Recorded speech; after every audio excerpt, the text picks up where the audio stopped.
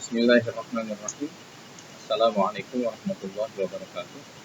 Innal hamdalillah nahmaduhu wa nasta'inuhu wa nastaghfiruh wa na'udzu billahi min shururi anfusina wa min sayyiati a'malina may yahdihillahu fala mudilla lahu wa may yudlil fala hadiya lahu. Asyhadu an la ilaha illallah wa asyhadu anna Muhammadan 'abduhu wa rasuluh. Allahumma la sahla illa ma ja'altahu sahla wa anta taj'alul huzna idza syi'ta sahla. Berjumpa kembali dengan saya Ovan Sofan, mahasiswa PJJ-PAI Universitas Islam Negeri Cyber Syekh Nurjadi Cirebon dengan nomor induk mahasiswa 228113056. Di sini saya akan menerangkan tentang keterampilan memberi penguatan salah satu mata kuliah micro teaching dengan dosen pengampu Ibu Kusuma Kotina.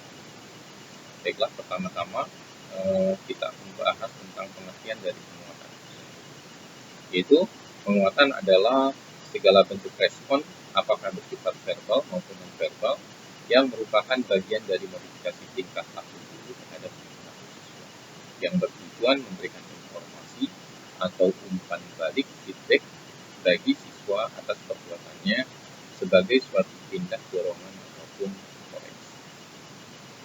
Adapun tujuan pemberian penguatan, yang pertama adalah meningkatkan perhatian siswa terhadap pelajaran, merangsang dan meningkatkan motivasi belajar. Yang ketiga adalah meningkatkan kegiatan belajar, dan yang keempat membina tingkah laku siswa yang produktif. Dalam hal ini, bentuk penguatan diberikan oleh guru terhadap siswa itu akan tujuannya memberikan dari 4 poin ini. Bagaimana ucapan, ungkapan ataupun tingkah laku guru terhadap respon dari guru terhadap tingkah laku atau perilaku, baik itu ucapan ataupun perbuatan, itu tujuannya supaya adanya peningkatan perhatian siswa baik pelajarannya, kemudian juga merangsang meningkatkan motivasi belajar, kemudian juga meningkatkan kegiatan belajar, dan supaya tingkah laku siswa itu lebih produktif.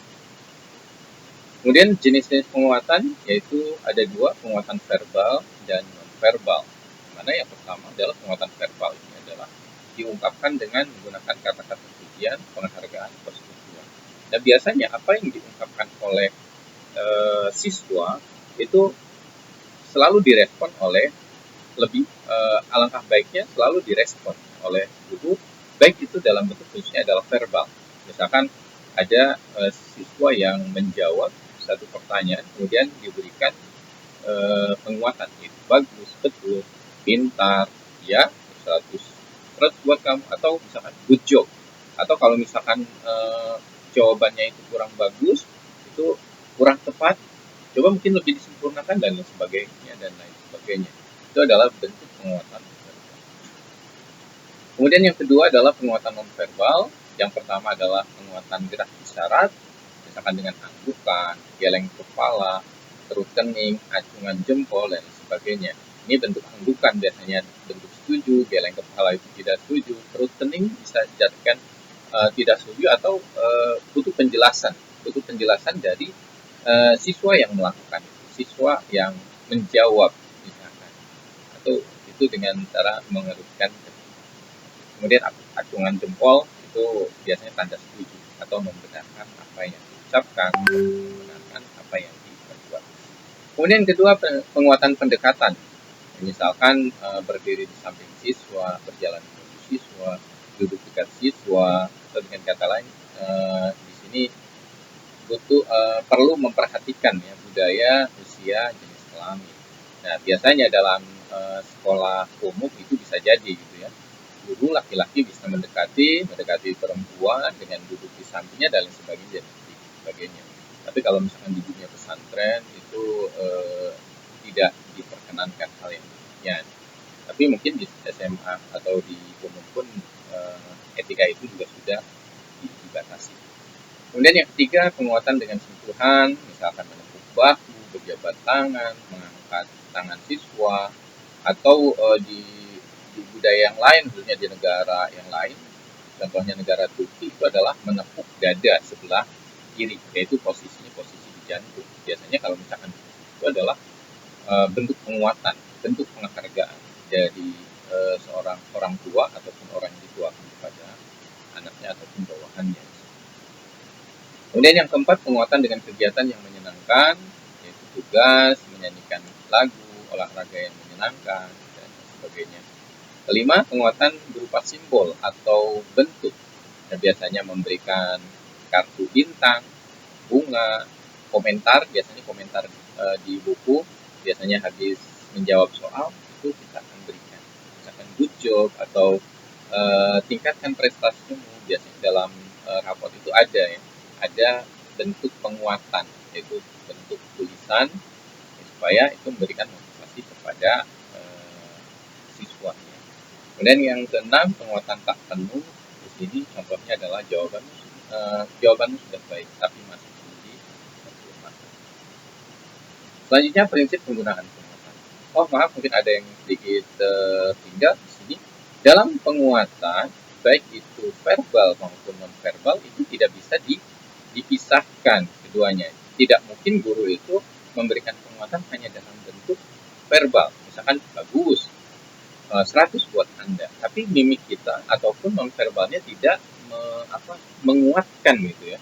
Nah, itu tidak mungkin.